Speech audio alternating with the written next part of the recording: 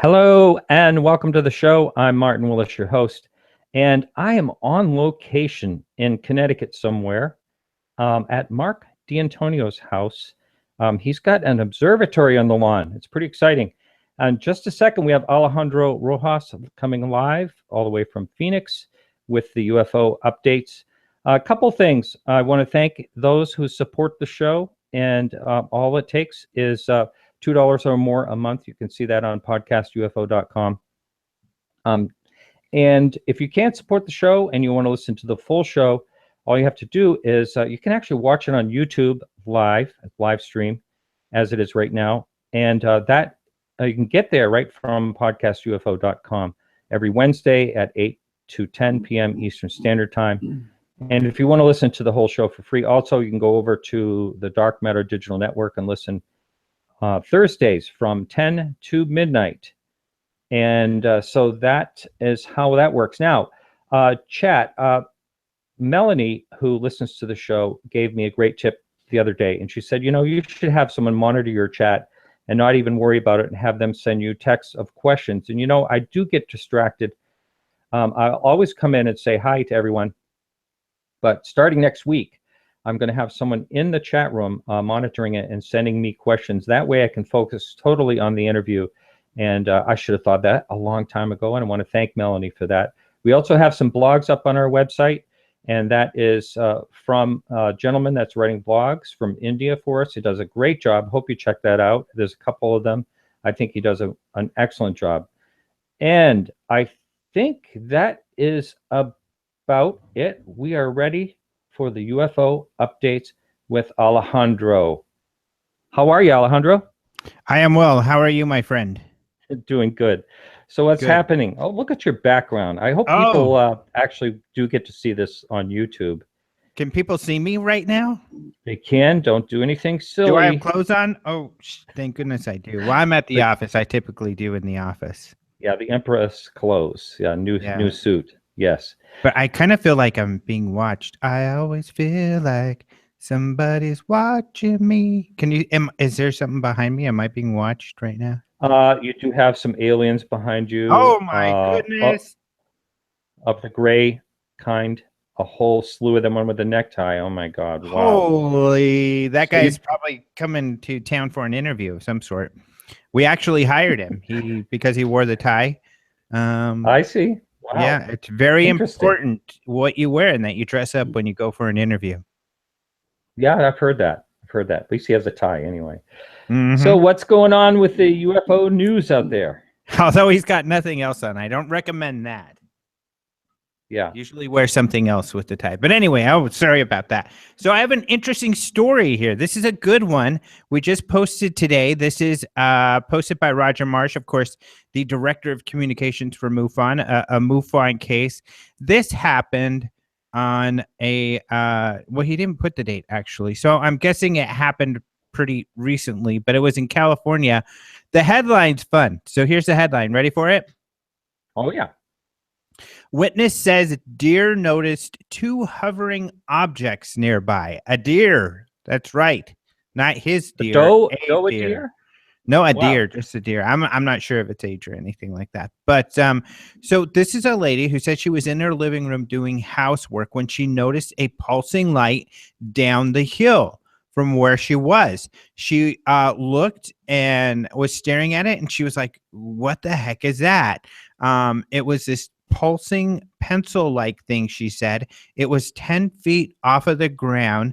And then she noticed that there was a wild deer looking up at the object. And it's kind of funny because it grabbed a mouthful of food, she said. It was eating. It would grab a mouthful of food and then just look up at the thing like, eating food and looking up there.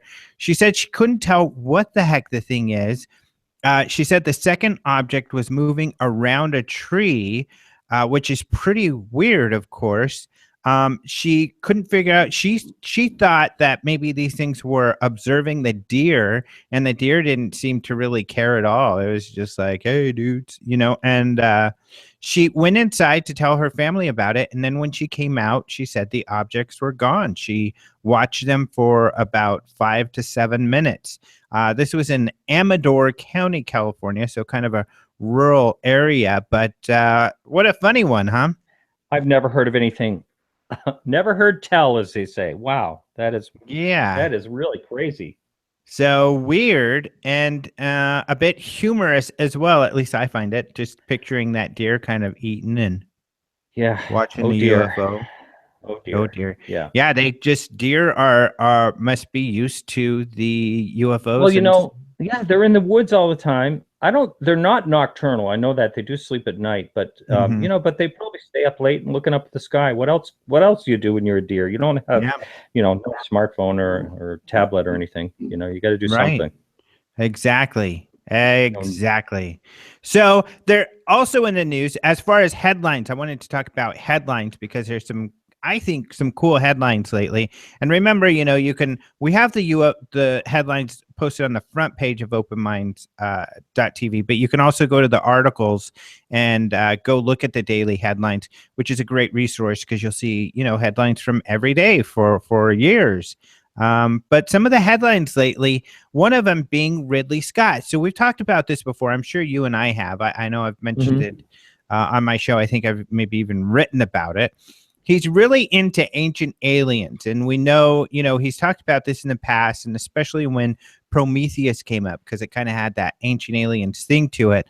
There was a little bit more information. But now that the new Aliens movie is coming out, he's gone a little bit further to talk about how not only does he believe aliens are real, he believes they are going to take us down.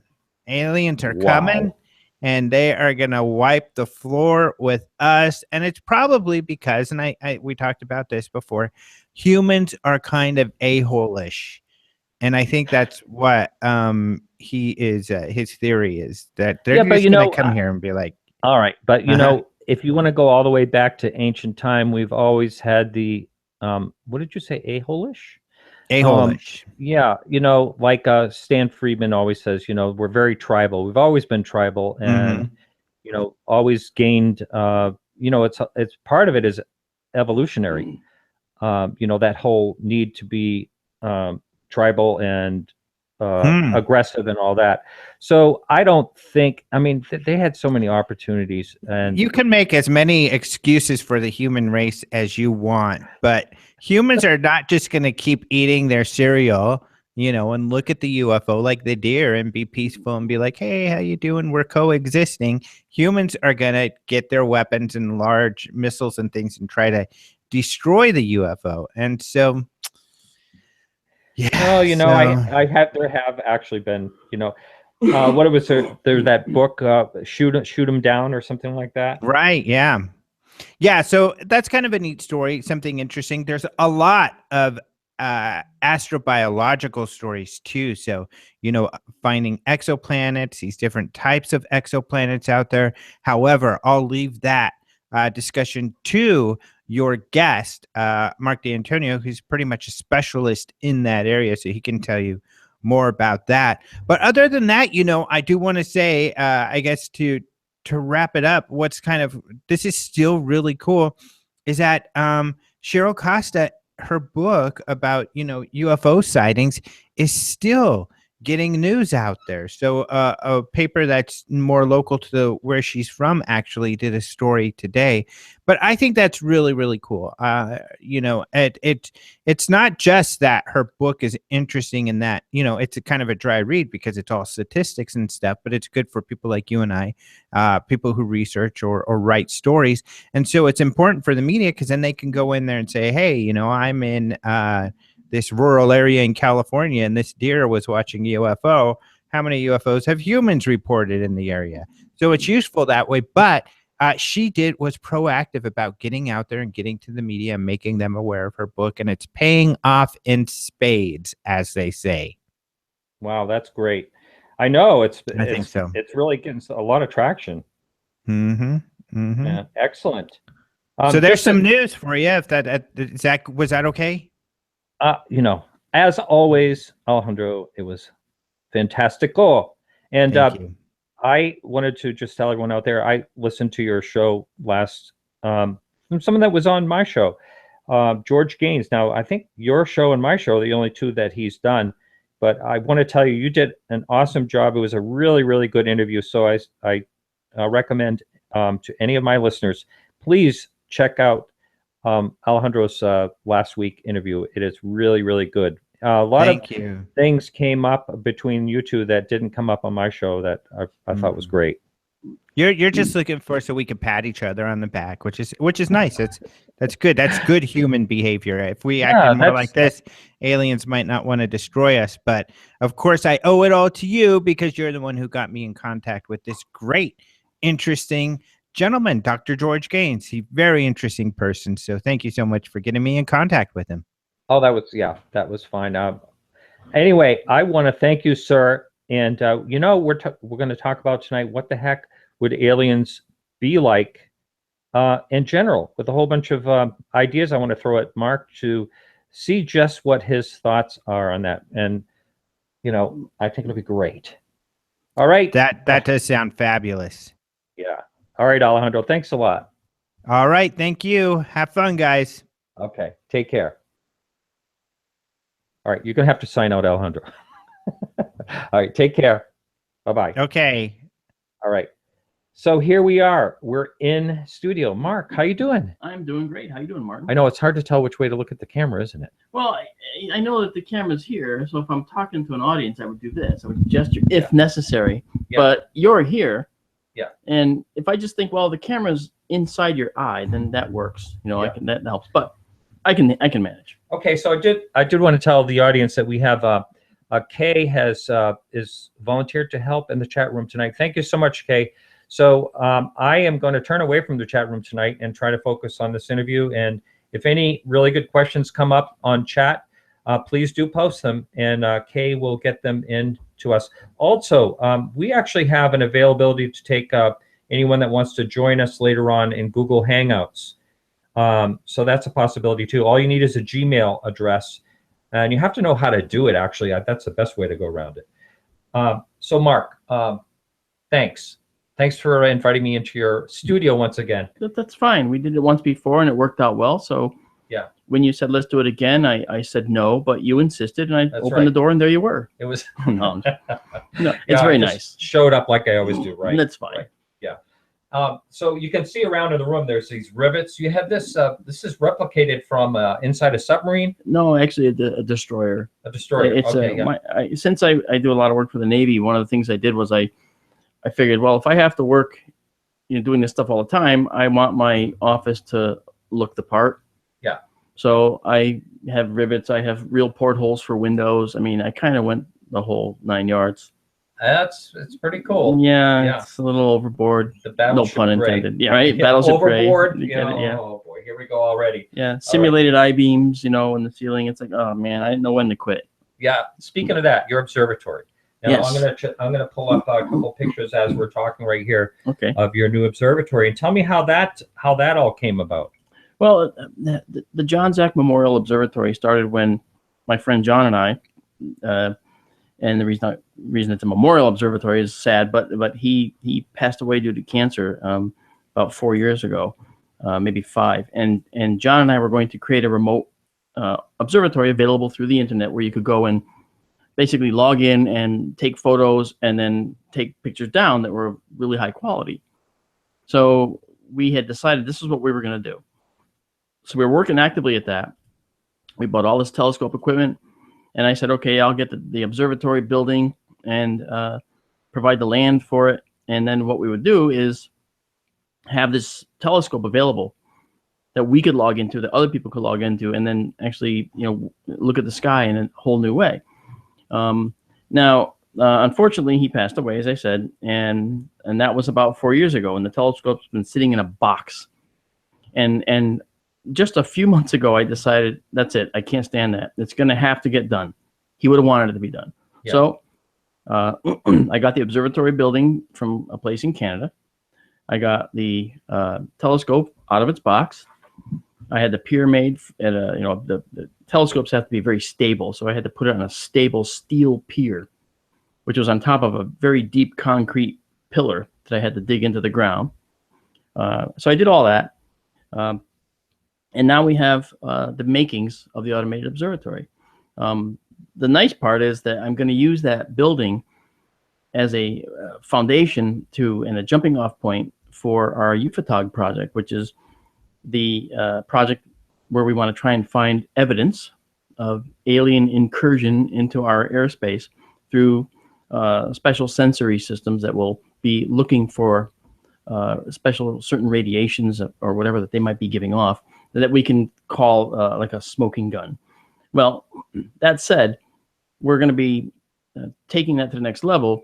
We're going to use that observatory with the telescope in there. It's going to have a platform to actually mount our little units to test them individually.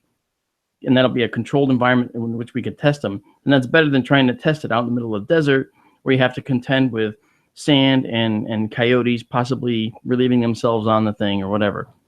So it's a good jumping off point for that, and then but the telescope itself is going to serve another purpose. It's going to be a jumping off point for people to come and join me on a sky tour.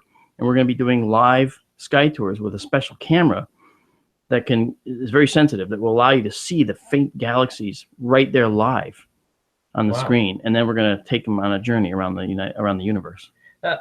Now, is this so this is something that, how would someone get involved in something like that? You got to be crazy, because it can be a money pit. I mean, the telescope, of course, was not cheap, but the observatory also was not cheap. But the outcome at the end is that I get to do, and it would have been John and I, but that's fine. Okay, the outcome is I get to do this neat public outreach and education in astronomy by doing what I love. My degree was astronomy. Exoplanets are my bag. I love them. We're not going to be able to see exoplanets with this telescope, of course, but we can actually do research with this telescope that will actually show that a certain star may have exoplanets around it. We can do that research with this scope. That's the nice thing. See, it's got that availability, and it's not the Kepler Space Telescope, and it's not going to perform anywhere near the James Webb Telescope, which is going up next year. Yeah, and it certainly won't perform like TESS, which will be the new one going up too, the Transiting Exoplanet Survey Satellite. But it will be a Earth-based, just like other Earth-based systems, system to actually look for that as a possibility. And that's down the line. But it's here right now where I live in Connecticut, and I'm setting it up. I'm automating it in here. It'll have automation gear so that it'll just be totally automatic. It'll open the dome by itself. If it starts to rain or it gets too high in humidity, it'll close the dome by itself. That stuff already exists. I don't have to build that. Mm-hmm. It's just a matter of integrating it. And I like to do that. I can do that. And then once it's all worked out here, my goal is to actually move the whole thing entirely to a spot in Arizona. And the spot in Arizona would be one that's totally dark sky. Yeah, beautiful there for sky watching. Yeah, dark sky. Yeah. No, what I was getting at is how can someone actually connect with you to actually participate in watching this thing live? Well, I'm going to be running what we're going to call the SkyStream live stream, and we're going to be doing live tours through YouTube, through streaming online, and people will be able to communicate with me that way, and then some. I mean, I'll hopefully build up a good enough following. I've got a lot of other heavy duty streamers that I am already guests on their streams, and they have tens of thousands of people following them. So tens of thousands of people follow them, and they hear me on these streams, and that's something that that serves as a backdrop and as a foundational element to getting more people to come watch me. I did a test stream today. And I watched my chat room filling up, and I didn't even announce it to anybody. I mean, it was just because the subscriptions, the people that subscribe are getting these little notices. Yeah. And on my Facebook page, I saw that one person said, "Oh, he's going live. He's live." I was like, well, "I am." Yeah. You really got to be ready for this. Because it just happens immediately, and it's like, wow. I remember when I was setting up the YouTube live stream for the first time, I did a test, and there was like 20 people. And For a test, I was just saying, testing. testing, and then they said, "Yeah, we hear you." But yeah, so that's great. Oh. I love it. I think that's really great because it really gets it out there, and then it's up there afterwards. That's right. And the whole point is to take this back to astronomy and take this back to the study of planets around other stars, and contribute to the science in those ways. Using equipment that is available to everybody. And just because I have an observatory, that doesn't mean that equipment's not available. There's over 1,000 of these particular observatories out there already. All right. So really, it's not like it's not available. This stuff is commercially available stuff. If this is where you want to go, you'll find your way. All right. Before we move on, I wanted to talk a little bit about UFOTOG, and just you started to talk about that. Just where is it in? We've talked about this a number of times. Where is it in development these days? Well, right now, my purpose right now is to actually find the right camera chip that we want to use. So another purpose for this observatory, and I've already tested this camera chip. I've got this Sony chip. It's called the Exmor, EXMOR, and the Exmor series is really sensitive, has tremendous sensitivity up and down, and it also has the ability to vary the exposure hugely, and you can get full 4K, which is very high resolution video, 4K video out of the camera at any of those sensitivities. And so, for instance, if we have a UFOTOG system, and that's why I'm testing this chip, I mean, madly, when you look at the sky, if you see a faint light in the sky, no camera that's just an ordinary camera that you can buy anywhere will really have the ability to look at that thing and then zoom in on it and see it, as a nice bright light. This camera can do that. And you can turn around and use it to shoot a birthday party if you want. I mean, it has all those availability to it and capability. And so this camera chip is very versatile, and that's why I'm testing it now. And so where we are is I'm testing this Sony chip, and if it works like I think it will, we'd like to make it the basis of our cameras for the UFOTOG system, which, as I've told you before, the camera's already designed and the prototype's already working. But the camera chip, the core chip, is something that we actually have to really be careful with and think very hard about. So, and camera chips all do the same kind of thing in the same sort of way. So we just have to do that. We just have to bring that to fruition. Someone just asked if you could. They want to know how to get to your channel. Are you able to say that, or would it have to be typed in? Actually, my YouTube channel is just my name, Marc DeAntonio. 2 words or 1 word together? It's 2 words, 2 separate words, and it's all for me. It's just I just made it all lowercase because I was too lazy to put the caps in. What can I say? So that's MARC. Yes. And it's D and no apostrophe. No apostrophe. DANTIO. No, you got it wrong. See, even he spelled it wrong. Yeah. So it's MARC space DANTONIO. So it's Antonio with a D in front of it.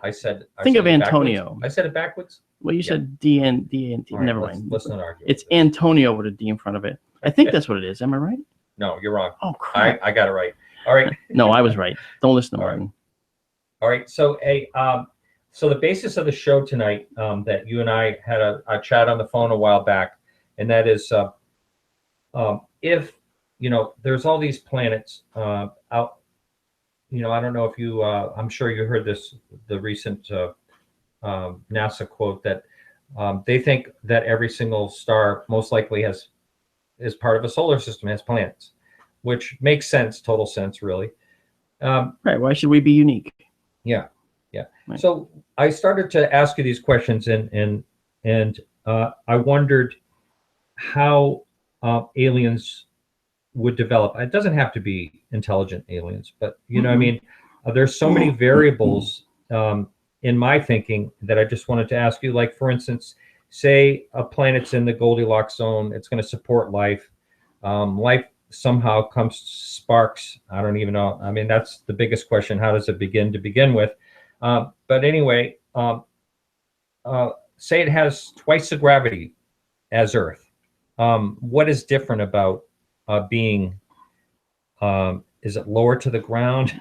Is it? Well, I mean, the basic premise is that we have to try to speculate based on one and only one template that we have, and that's life on Earth. Right. Intelligent life on Earth. We're the only template. Now, we have a skeleton. We came from the ocean. So that's why we have a skin. The skin seals in the salty water, the vestigial ocean that we carry around with us all the time. That's why you have salty skin. It's because we originated in the ocean. That's the reason. So, if life elsewhere, on another planet, for instance, did not arise actually out of an ocean, well, then they might not have a skin trapping in the moisture that they needed from the salt environment that they evolved from. We evolved that, all right? And if there was a planet, for instance, and that's just an aside from what you asked, but if there was a planet with higher gravity, to the inhabitants on that planet, that might not change their evolutionary paths per se. It would just change the way they developed, because they would develop structures that can withstand that. And to them, it would be perfectly natural. For instance, in the deep ocean, we find at pressures of 7 to 10,000 pounds per square inch of pressure in the deep ocean, we find life swimming around like nothing. But if we went out there, we'd die. Yeah. Why? Because, well, first of all, we have water in most of our tissues, right? The only places we don't have water in our body are where? The lungs and the sinuses, right? Mm-hmm. Okay, and a little bit in the inner ear, behind the eardrum. But beyond that, if we were in the deep ocean, we would immediately have our lungs compressed, our sinuses would be pressurized and filled with water, and that'd be the end for us, obviously. But otherwise, we could handle the deep ocean. If we could breathe liquid that was saturated, as the Navy actually did tests with this liquid, and you saw, a storyline in the Abyss. Abyss, yes. Remember? Mm-hmm. Yeah, the storyline in the Abyss where they actually breathed this hypersaturated oxygen solution. And that's real? That was real. There was a test done with Navy people, Navy divers, and it was terminated because it was hard to get them back. I mean, they could end up breathing this saturated liquid, but the problem was getting that out of your lungs after. They all ended up with pneumonia, and it was a long recovery, so it really wasn't worth it. But the benefit is, once they were in that mode, they could drop right to the bottom of the ocean, and it wouldn't affect them. Because when you dive underwater, you feel that pressure. Yeah. Well, that pressure is in your ears and in your sinuses. Yep. Well, if you had the liquid already in there, you wouldn't feel any pressure at all, would you? Wow. You'd be able to go all the way to the bottom, and it wouldn't matter. If your lungs were full of liquid, they have to be completely full of liquid, then you wouldn't have any problem. And that was the principle behind that. But so if alien beings on such a planet were in, say it was an ocean planet, and say they developed some type of ability to do both land and water transition, as we did, we left the ocean and we never went back as a species. But maybe being there on another planet, maybe they actually go back and forth. And if they go back and forth, then they would actually develop a way to be able to, transition between, say, a water breather and an air breather. Maybe their atmosphere is thicker. Maybe the planet has a bigger atmosphere because maybe the planet has more gravity. With more gravity, bigger atmosphere would mean more pressure. More pressure means the air is more dense, perhaps, at the ground level where they are. And so that dense air might be akin to the dense water. And so maybe that transition wouldn't be such a big deal for them, whereas for us, our air pressure is 14.7 pounds per square inch. That's not terribly crushing for us because we developed in it, but that's per square inch. If you just hold your fingers and do a square inch shape, say, wow, 14 and almost 15 pounds on every inch of your body is being pressed down by the weight of the air over your head. Mm-hmm. And you got to wonder, how can we develop it all? Because when you think of those pressures, if you put 15 pounds of pressure on anything, it's going to feel it, you Right. know. Mhm. But that's in addition to the 15 pounds it already developed with. See, so we developed in this environment. Deep ocean creatures developed in that environment. So the pressure means nothing to them. Yeah. See? Yeah. No. Okay. So I guess I will word up questions like, to say there was a similar evolution to our planet. Say species began very similar to the way we began, but let's just throw a couple of variables. Like, how much did the moon pitch into where we are as humans? The moon played a tremendous role in what we are, but don't forget that if the moon didn't exist, we might still exist, but it would be different. I'll tell you why. The moon gives us those huge tides that we see. Now, as the moon goes around the Earth, there's a tidal bulge that occurs from actually just the spinning of the Earth, but because the water is also being tugged on by the moon, you get that oceanic bulge. Mm-hmm. That's what causes the tides. We see that very dramatically in the Bay of Fundy, where the tides can vary by 20-something feet or more, at every time there's a tidal shift. Now that effect, has the following effect on any life. In those shallows, when the moon is in the right place and the tide goes out, life forms that are normally gill-breathing fish might be left behind in a small tidal pool.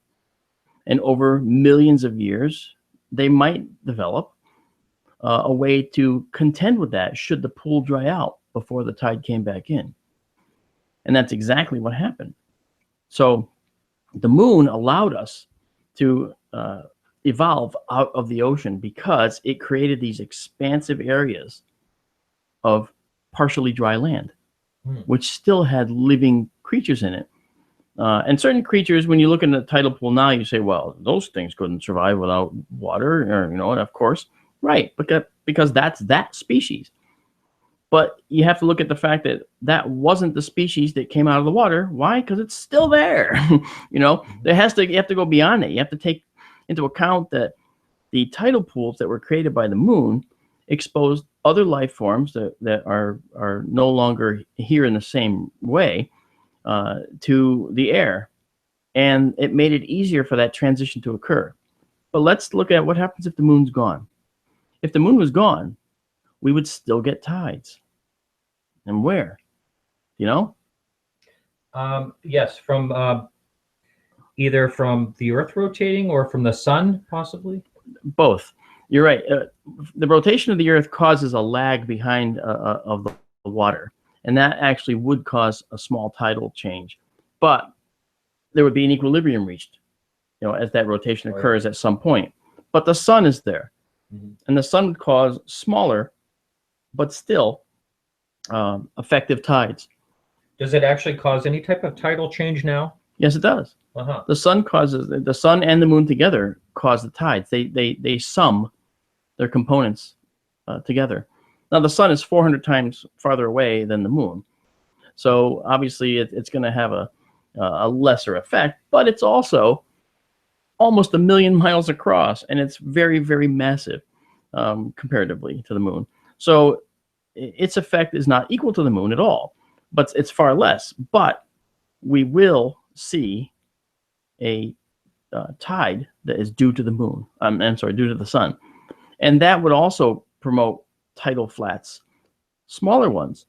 But it's possible that it would be enough to allow us to have come out of the water. So without a moon, it's possible that we could have still developed, but that might have taken us longer. And so we have to say, well, if it took us longer, what would that mean for us? It would mean that we wouldn't have gotten out of the water, wouldn't have left the ocean for perhaps another 500,000, 1 million years, maybe 2 million or 3 million years. And that would change everything about how we develop, perhaps. We may still have a skin, but with a vestigial ocean inside. But we might have changed. It might be different. Now, what is that different? Watch any science fiction movie, and the speculation is there. You can see that there's a million different answers. But I just think that without the moon, we would still see the tides, but not nearly as much. And the possibility to achieve that exit from the water is still present. Now, there are different types of suns, different types of stars. Yes. And what difference would a different type of star make on evolution? Very good question. And again, we only have ourselves as templates to speculate, but it's okay. We can speculate.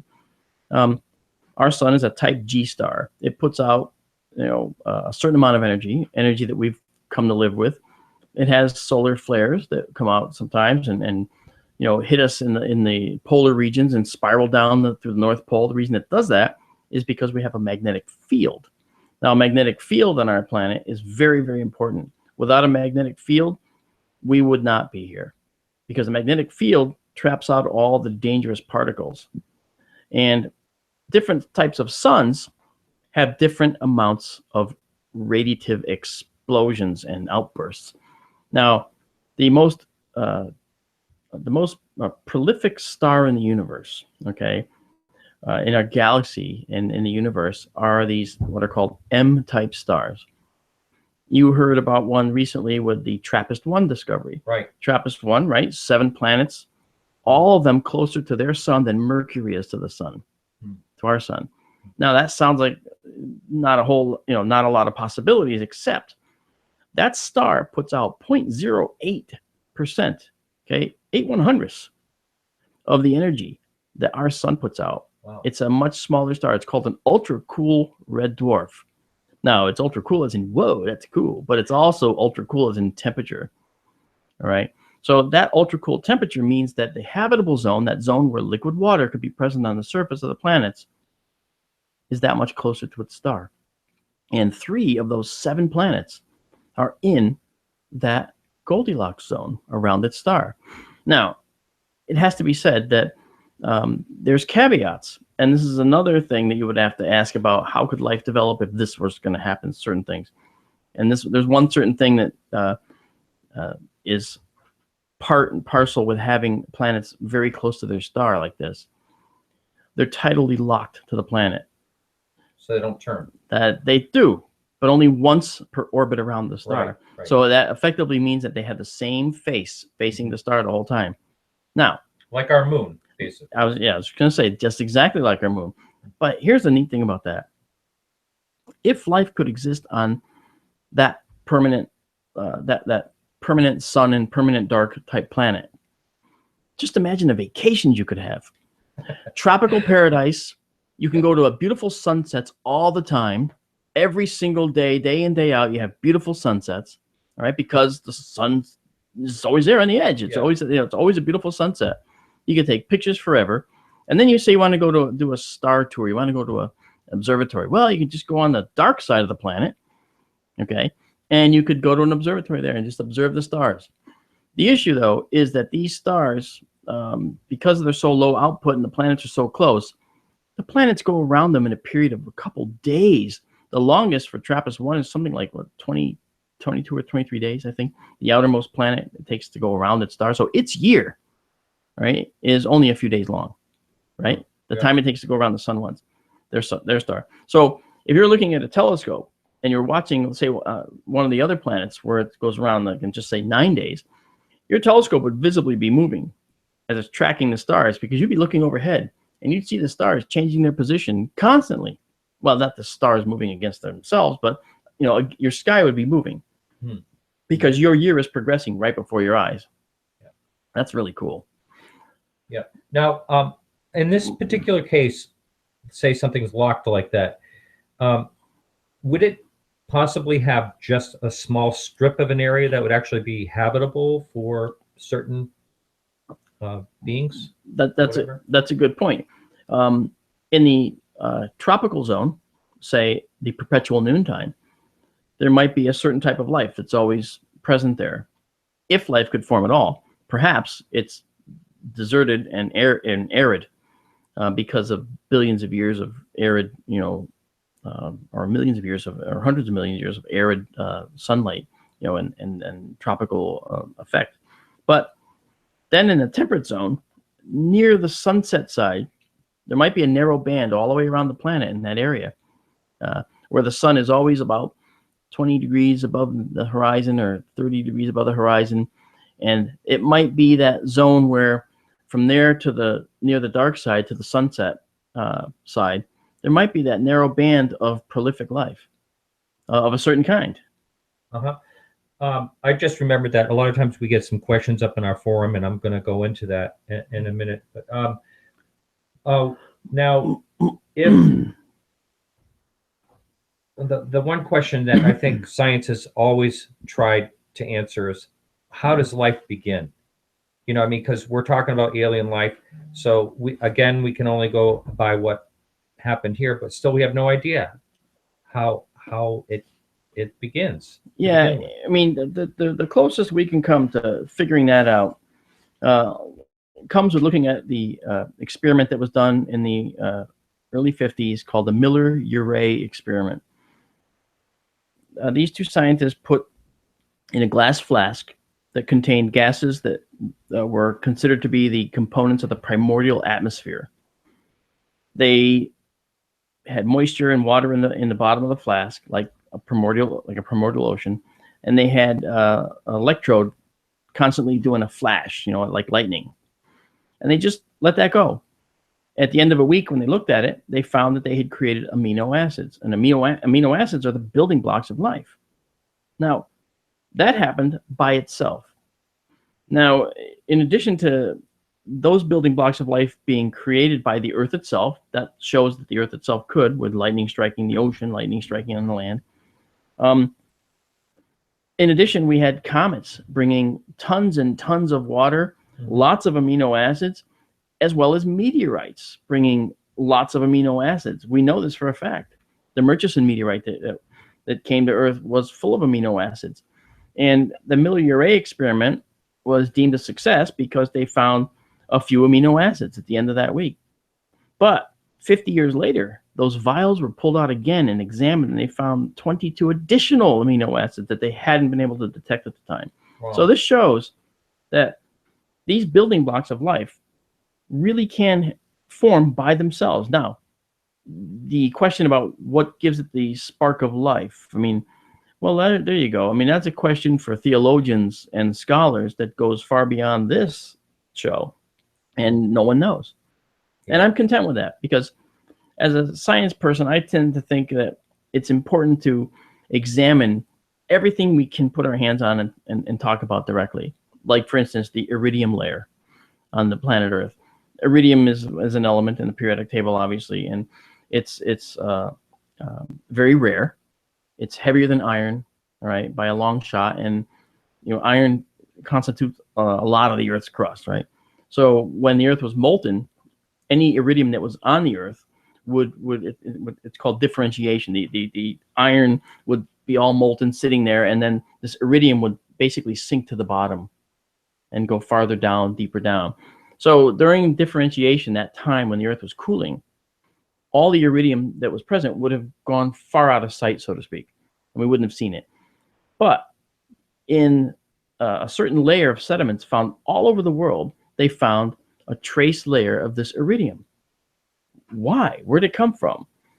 That was the the coolest little clue, all right, that Luis Alvarez and his son actually used to figure out that, and two other people actually too, but they figured out that that was probably from an interstellar interloper, okay, or an interloper like an asteroid that hit the Earth, and that could explain the elimination of the dinosaurs, because that happened at the Cretaceous, and they used to call it Tertiary, now it's called Paleogene. The Cretaceous Paleogene boundary 65 million years ago. That's when the asteroid hit and destroyed the dinosaurs. Now, everybody has this illusion that the dinosaurs were killed instantly by this gigantic fireball. That's not what happened. In fact, most of the dinosaurs that were alive on the Earth never even saw it hit and never even knew what happened. All they knew was that the sky just was getting darker. There was not a lot of sun, and the plants were dying. And those that ate plants, starved, and those that ate the plant eaters starved. And that's what changed it. It took thousands of years for that effect to occur. So really? It wasn't instant. Yeah, it wasn't instant at all. Thousands of years. Yeah. So I was one of those people that thought it was more along the instant. Yeah, but Yeah. but you're not alone, and that's not nothing to be, to feel uneducated about, because it was actually drummed into our heads. The asteroid killed the dinosaurs. Yeah. And so you think, wow, that was quick. But it wasn't. I mean, it was a long time. That was a long, event.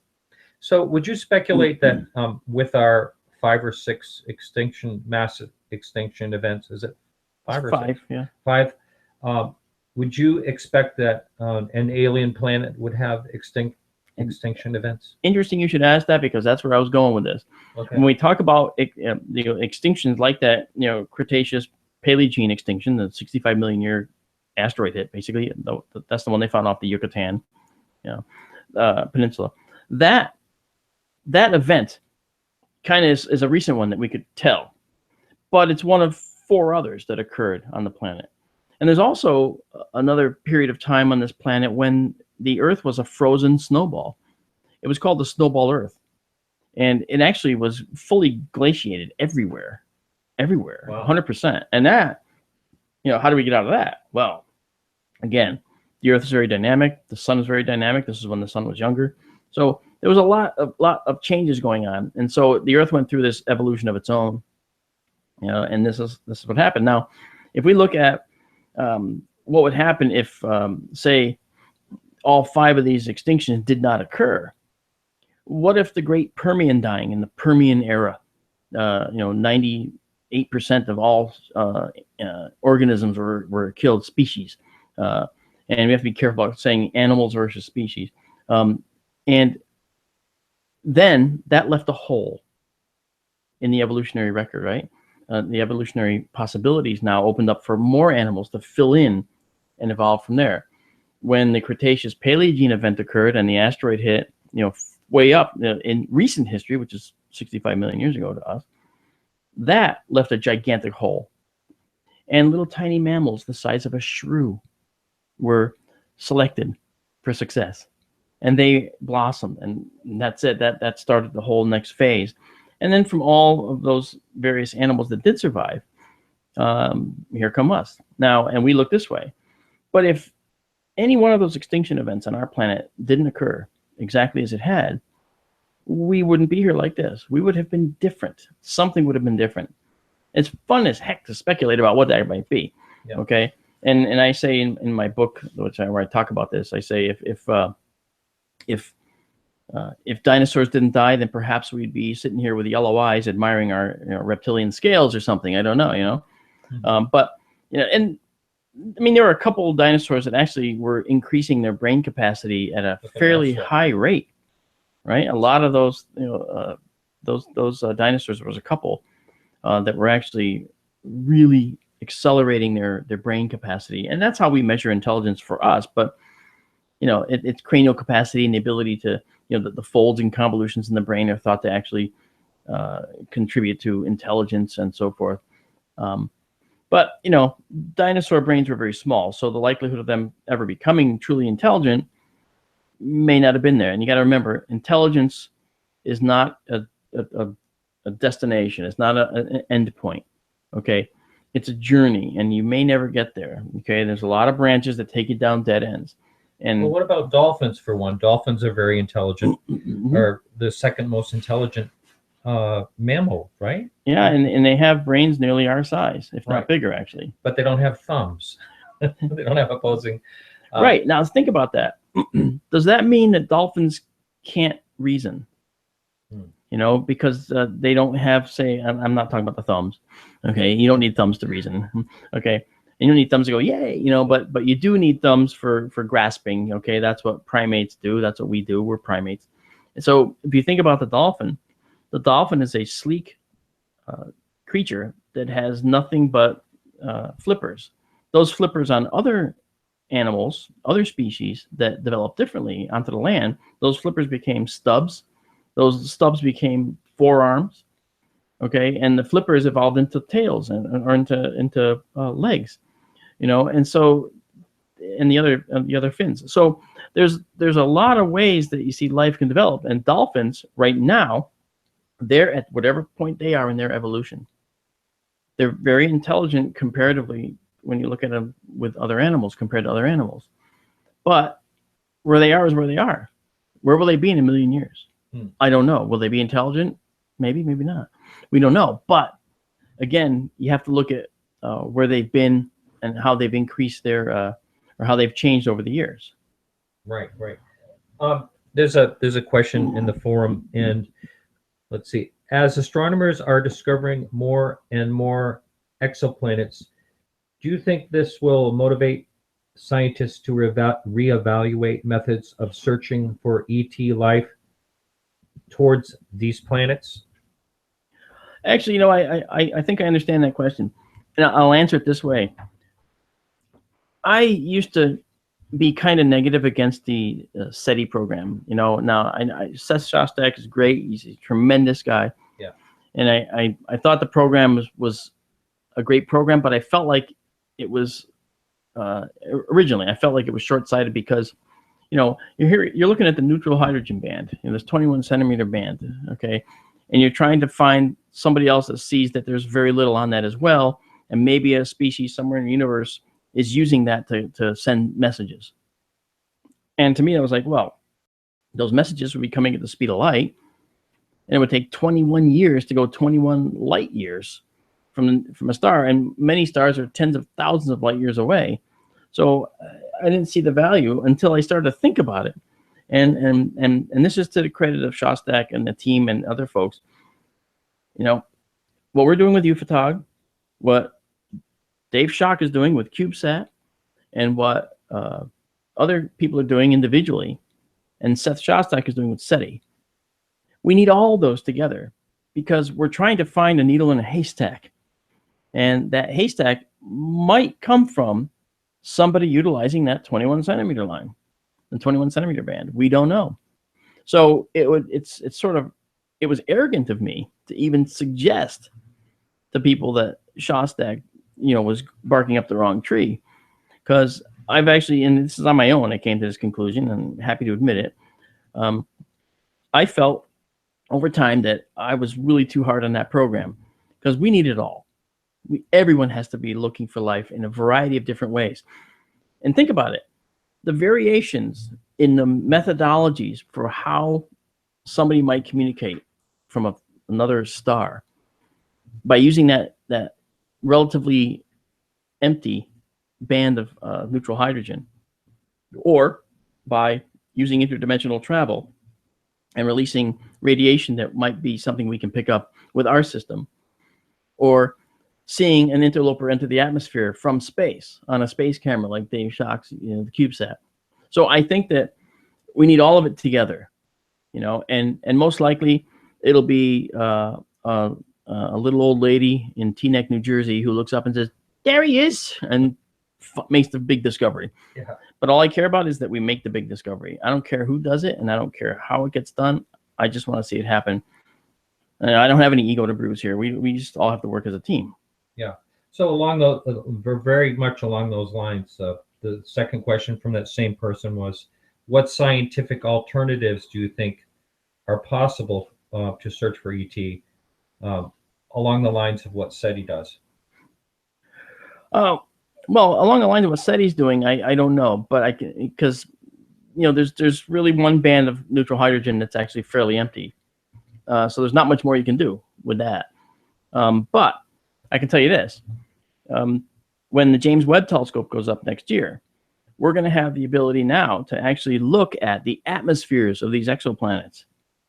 And that's going to help us detect components in those atmospheres. So say we want to, or see no atmosphere. So say we want to look at one of the TRAPPIST stars, TRAPPIST-1 planets rather, and we go to the TRAPPIST-1 star system, and we look at component F, which is in the smack dab in the middle of the habitable zone according to the current understanding. And we see that it doesn't even have an atmosphere. Should we look at E, the one that's closer to the star? Or how about G? It's just outside, but all three are still in the habitable zone.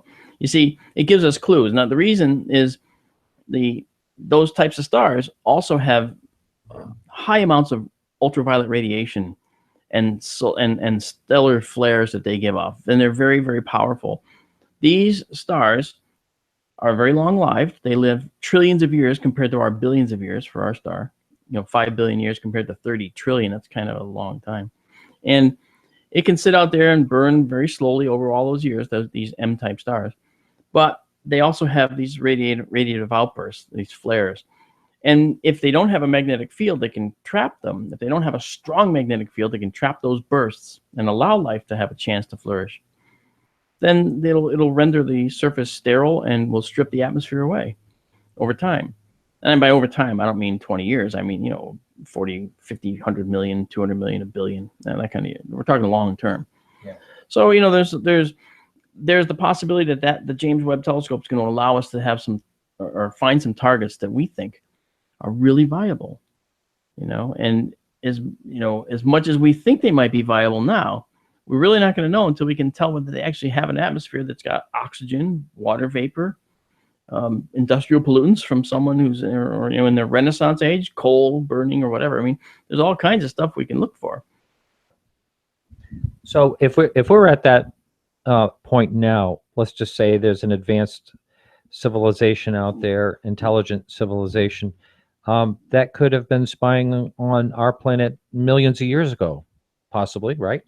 That's right, because one thing we found in the universe is that there's a sliding window of planetary formation. Now, think about this. Earth is 4.6 billion years old, and the universe is 14 billion years old. Earth came along fairly recently. Yeah. Okay, the universe has been kicking around for 2/3 beyond us, in its past. So, we only came along relatively recently in terms of the universe. This means that any life that's in the universe that could have been advanced could have developed on a planet that's long since been destroyed. And they moved on to other star systems. Maybe we're seedlings from those folks. We don't know. It seems very much like we evolved here, though. I mean, we have a pretty, pretty good history, a pretty good understanding of where we came from in terms of origins. And I think it's possible that we were seeded, but it's very, very distant for me. But if you think about it, our place in the universe is not really all that unique. There's a lot of planets out there. There's a lot of planets in the habitable zone. Now, some of the early work indicated that it was kind of a bleak outlook, and that if you remember the Drake equation, when Frank Drake did his equation, he found that there might only be a tiny handful, 0 to 1 even, of intelligent species in the universe. But then again, he was going at the time with what he knew: one viable planet.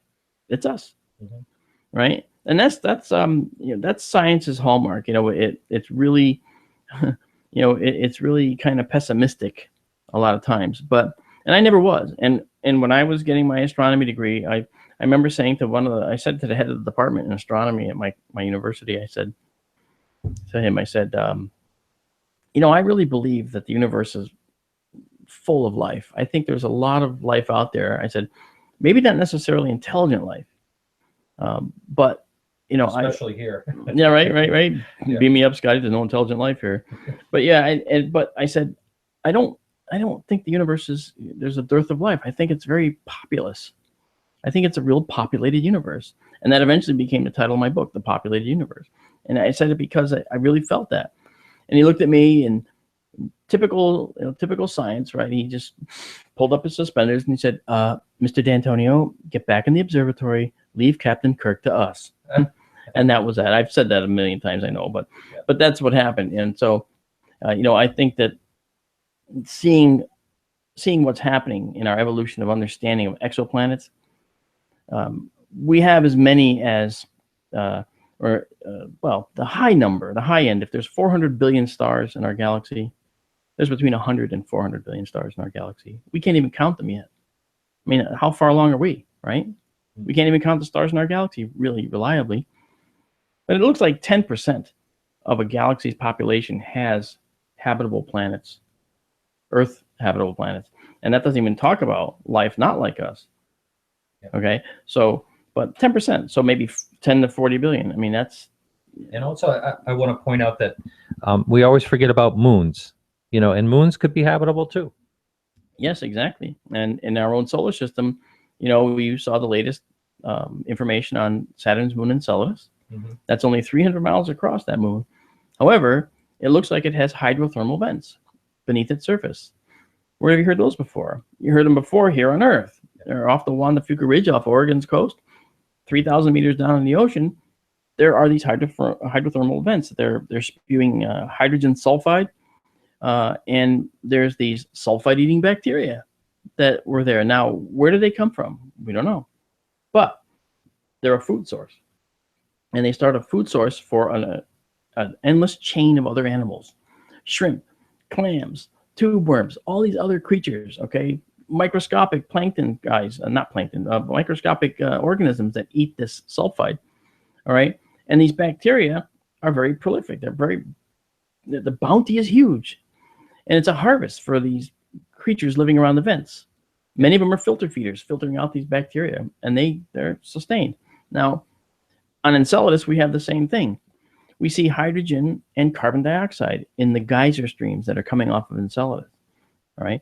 What does that mean? That means that methane might be able to be made in the bottom of those hydrothermal vent oceans under Enceladus. And if methane's available, then methane means that we might have methanogens, bacteria that love methane, and they might be eating this. So that's why it's so exciting. Europa's the same way. We didn't have a probe fly through a geyser stream on Europa yet, but we're looking. Yeah. This came through the chat room, and I addressed it earlier when we talked a little bit about gravity. The question I had asked you was, what difference would it make in evolution if a planet had much more gravity? But Belinda in the chat room asked, what are your thoughts of the impact of gravity on life evolution of a species in the universe? Well, gravity is a fundamental force in the universe. Now, we call it a weak force, but you got to say, well, what do you mean it's weak? I mean, the sun has gravity, and it's holding Pluto all those billions of miles away. It's like, true, but gravity is considered a weak force. All right. And, but it's everywhere. Anything with mass will have a specific amount of gravity. You have gravity, Belinda. Okay. You actually have gravity. All right. And, some people have more gravity than others. Okay. Depending on their mass. But every object has gravity as well. And technically, if you want to be accurate about it, when you drop, say, a lead weight, and it drops onto the ground, boom, and it hits the ground. Technically, the lead weight fell, okay, because it was being pulled by Earth's gravity. But technically, the Earth has also moved up to meet it just a little bit because of that interaction. Now, it's not like that's something that you can show in a laboratory experiment because the effect is extremely small, obviously. But classically, it's a true statement. Now, gravity is required, for instance, when a planet has mass or a forming planet is being created out of gas and dust. It coalesces into a sphere, and that begins to compress because of gravity. That compression forms the planet. That planet that gets formed, all right, can hold down an atmosphere if volcanoes are on it because the planet has gravity holding the atoms of the atmosphere down to the planet. Otherwise, it would just fly away. There would be, nothing. Without any kind of atmosphere, no life that we know can evolve, especially intelligent life that we know of. And yes, to those of you listening, there were microbes found on the outside of the International Space Station. So we know that some life can exist, at least for some period of time, in that kind of environment. But no life we know that reach intelligence could actually develop without an atmosphere. Atmospheres are held to the planet with gravity. So without gravity, we wouldn't have stars. We wouldn't have any of the objects in the universe that we're so used to seeing. Right.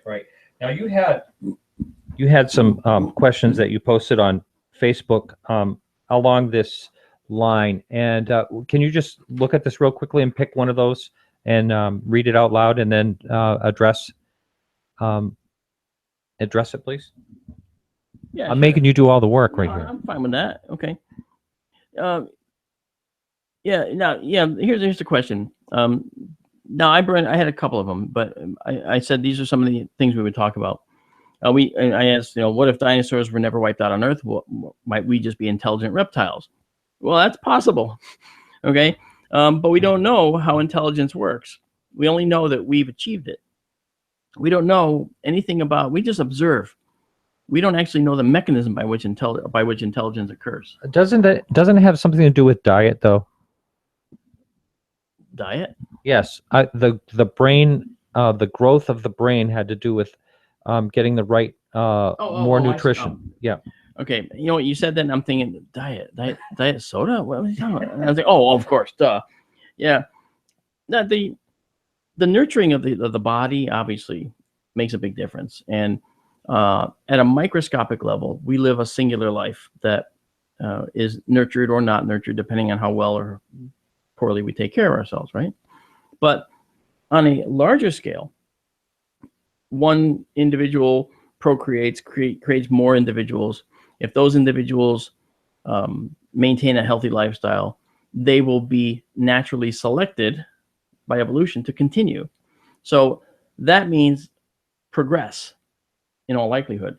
So they could progress. And so you really have to consider that those organisms that risk their lives all the time, just because that's how the organism is, those organisms probably won't last long in the evolutionary chain. And we see those organisms every day on Earth. We see organisms like that now. Okay, there's birds that have very, like hummingbirds. They have very, very high metabolic rates.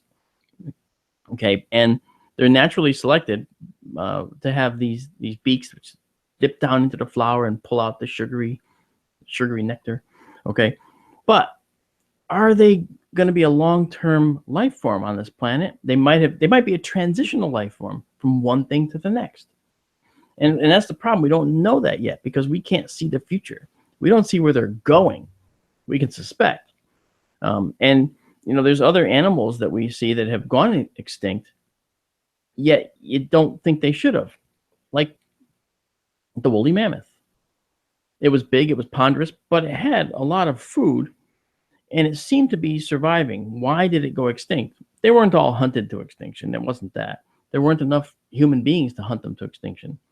They were very plentiful animals. So why did they die? Why did they die out? We don't know. Not really. Okay, we have theories. Why? What'll happen to humans? Now, if we, for instance, start to abuse our planet worse, okay, and I'm not one of these ones that says that, I'm not a climate change denier. I mean, obviously the climate is changing, okay, but I also understand from my background that a lot of that change is occurring naturally because of the sun changing weather patterns and the way the Earth is changing on its own. Because the Earth, isn't just static. It doesn't sit still. The Earth is changing right before us. It's changing. It's dynamic. So, when the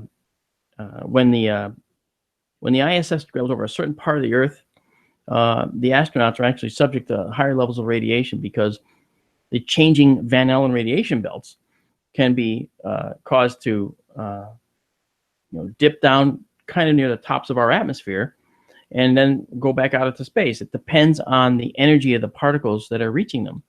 And this problem is something that we face. Now, if you look at a compass, there's another one. You look at a compass, it doesn't point directly to the north all the time. Depending on where you are on the Earth, your compass can actually point due west when it thinks it's pointing north.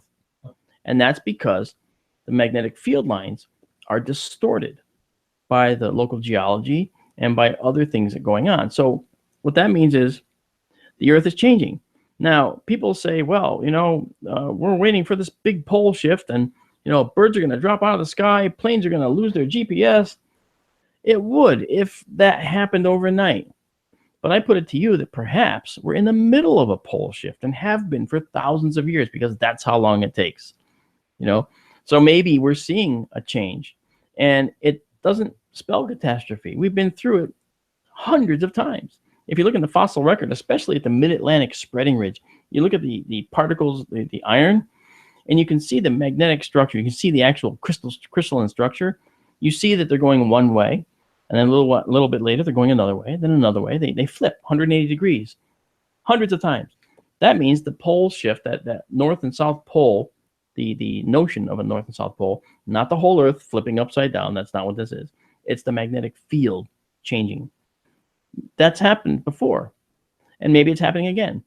Well, life forms survive that because it's so slow. Life forms had time to adapt, and that's the key. Adapt or perish. Right. You know, it's so hard to wrap your brain around, like, the time things take for, like, say, for instance, any type of evolution. But as far as you know, has there ever been anything recorded in human history that they've seen an evolution of a species happening? Well, sort of. I mean, yes. I mean, that's not untrue. I mean, anytime that you find a species of animal that or insect that becomes resilient to a to a particular pesticide, that's a mutation, and it's mutation that causes evolution. It's this mutation that's the core of it. It's a mutation followed by an adaptation, and if that mutation that, say, this insect develops, say a mosquito develops an immunity, and this has happened, a mosquito develops an immunity to a certain pesticide.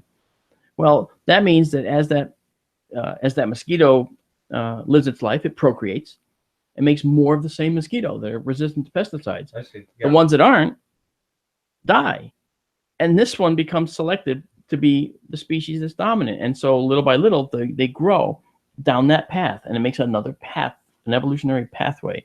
And so that's a small example, but we see that a lot. Yeah. I mean, we see that in the animal kingdom. We see that here in insects. And again, it's mutation and adaptation. And if that adaptation that the creature has developed is beneficial to its survival and promotes its survival, then it is going to continue. And that's what natural selection is. And that's how we came to be. We were naturally selected to be the species. I don't know how, okay, because we're kind of frail. Okay, we can't get in a fight with a chimp and win. Even the smallest ones. I mean, they're very powerful creatures. Oh yeah. So but still, that's the point. Right.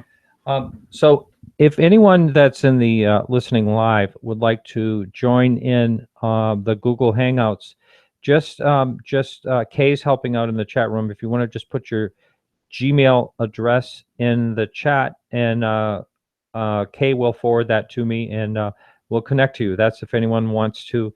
I would almost dare to take a phone call, but I'm just not sure if the Skype will work through the Google Hangouts. So if someone wants to join in the Hangout, just go ahead and post in the chat room your Gmail address, and we'll get you connected. We'll send you out an invitation.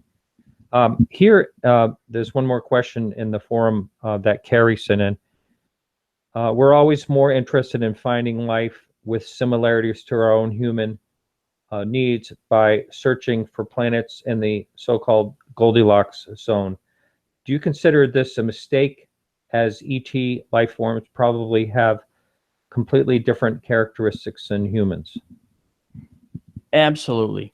I don't think that we can expect an alien life form, even if one reaches intelligence, to be remotely like us.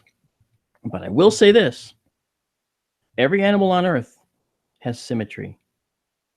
Okay, every animal on Earth that's a quadruped, has 4 legs and hind legs. Well, so do we. We have arms and we have legs. We have 2 eyes. Almost every animal on Earth has 2 eyes if they have eyes, except for the cave dwellers and the deep ocean dwellers. So that symmetry that I'm talking about, that is something that happened by itself across thousands, hundreds of thousands of other species right here on this planet. So maybe, at the very least, that symmetry is something that's propagated through the universe, and maybe that's sort of a universal tenet, a universal law that occurs Okay, and why do I say that? Because you look around. Every other animal every animal that besides a few specialty ones have two eyes. Have two arms or two legs. In the front and two in the back. They have ears. It's symmetric. There's no creatures that have one ear. Okay, there are, but that's we're not talking anything. We're talking about vertebrates. Like we are, ones with a spine. So, I think that it's important to look at that critically, and say, well, if life on Earth that developed a myriad of ways is any indicator, then maybe we're looking at a potential for this symmetry to be propagated throughout the universe in other ways.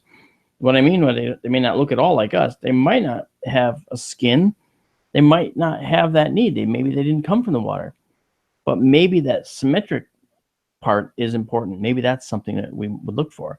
The other thing we might look for are carbon-based life forms. Now, that's what we're doing now, and people are saying, well, what about silicon and all these other things? Well, there might be life not like us out there, but the universe is very much providing carbon-based stuff. It's everywhere we look. In our own solar system, it's all carbon-based, and the carbon-based, the methanes, and we have these hydrocarbon compounds on Titan. We have Enceladus spewing carbon dioxide and hydrogen. We have Europa with water that seems to be hypersaturated with oxygen beneath the surface. And this is all stuff that would promote a carbon-based life, not a silicon-based life. So perhaps that's another potential template that the universe has that we don't know yet, because we're the only model we have. Is maybe it has a carbon footprint requirement. Right. Now I'm going to bring up a topic that we really didn't expect to talk about tonight. But is this the ambush? This is not an ambush. I wanted to, I was thinking, I think the way that we're here is, or that life is here, is that at some point there was a supernova that got all the elements out there. I believe that's at least partially true. In part, yeah. So the question I have, how, it's kind of a silly question, but how many different ways can the universe eliminate us as a mass extinction? Oh. I know if a supernova happened in our galaxy, right, we'd be toast, or we could be. No. All right. Not at all. All right. So shed some light on that. All right. Let's start with supernovas. Supernovas give off a high dosages of very dangerous rays that can kill us. Okay, and they leave behind things called pulsars that flash at high rates of speed. They're like spinning lighthouse beacons, up to 800 times per second. The star core is spinning. That's how much energy is pumped into that as the star blows up. And that said, a supernova nearby to us would have consequences. Like if the star Sirius, the brightest star in our night sky, I forget how far, I think it's 8.9 light years or something like that. But that star, if that blew up, and it can't, it's not big enough. But if it did, we'd have consequences. And we'd see it blow up, and by the time we saw it, the deadly particles were already on their way to us, and we would have only a set number of years left, depending on how fast those particles are moving away from the star. Because it would probably be gamma rays and potential X-rays, and you just hope you're on the dark side or the light side of the planet when they hit, so that you don't have to, sterilized by them, kind of a thing. But the universe has ways of killing us. There's no doubt. A dangerous solar flare. Already we have problems with solar flares, and I'm part of a show called the Connecticut UFO Show, and it's a bi-weekly television show that we do. And one of our episodes was about the Great Blackout that occurred, and and that Great Blackout was the result of a human error. Okay, but the other one that happened in like 1988 or 89, okay, that one was due to the sun, and the sun overloaded systems up in Canada. And right, I remember that. Right. And there were auroras being seen as far south as Cuba. Never in human history that we have been alive, okay, have auroras been as far south as Cuba. That's how much energy was hitting our atmosphere and overloading in the atmosphere. And when it does that, the atmosphere expands. It gets charged up. And what does that do? Well, that hits the low Earth orbiting satellites. And when it hits that, those satellites begin to decay in their orbits. And unless something's done, they're going to re-enter the Earth's atmosphere and burn up. So they have to be reboosted to orbits. It's very expensive. It would cost, I think the estimate was $30 billion a day to repair that. Wow. The damage that could be caused by such an attack. So, and that's just the sun doing minimal damage to our planet. That's a minor thing. The sun goes, well, that was a burp. Yeah. You know, don't make me really burp. You know, that kind of thing. And so that can do it. And the sun's a stable star. Okay, now there's unstable stars too, and they shoot off bursts of X-rays that could be fatal. Gamma ray bursters they're really kind of a enigma, because we see these gamma rays come from some places in the universe, and when they hit the Earth, they're very powerful.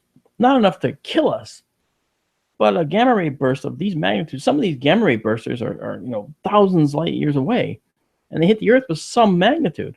Well, what if it was not 1,000 light years away? What if the same thing was only 100 light years away? Just a little dim star in the sky, you might not even see it. The gamma ray burst would kill us. So you see, yes, the universe can kill you if you're really, really, really, concerned. Then you can build a bunker and line it with a Faraday cage, and hopefully none of the charged particles will get into you and hurt your computers. Okay, you just might never know the Earth died, but it is interesting. Yeah. Yeah. So I mean, we could lose our power grid pretty easily. I mean, I know back when there was telegraph lines were melted and railroad tracks were heated up and twisted and everything else from what is it, a super mass? What's that called? They're called coronal mass ejections. They're called CMEs.